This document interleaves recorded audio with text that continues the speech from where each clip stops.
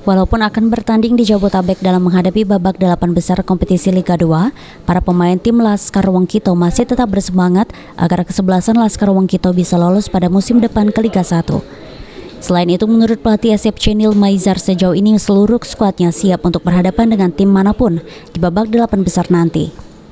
Dalam menghadapi babak 8 besar, kini para pemain SFC terus melakukan latihan keras terutama taktikal dan juga fisik.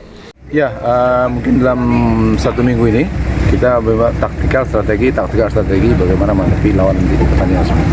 Itu jadi semua kita arahkan baik pertahanan seperti apa, baiknya seperti apa. Jadi lebih kita detailkan lebih sedikit. Ya mudah-mudahan lah 2-3 hari ini semuanya berjalan seperti apa yang kita inginkan. Coach, belum ada keputusan tapi mengkerucut kedua daerah Bekasi dan Bogor, komentarnya Coach?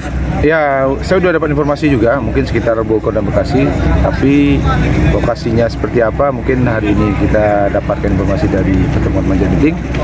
Yang penting kita siap, dimanapun kita main kita siap. Rencananya dalam 8 besar nanti, Sriwijaya FC akan satu grup dengan Persis Solo, Rans Cilegon United, dan juga Persiba Balikpapan. Dua tim teratas di grup ini akan lolos ke semifinal, guna menghadapi semifinalis lainnya dari grup lain. Firman Hidayat, PAL TV.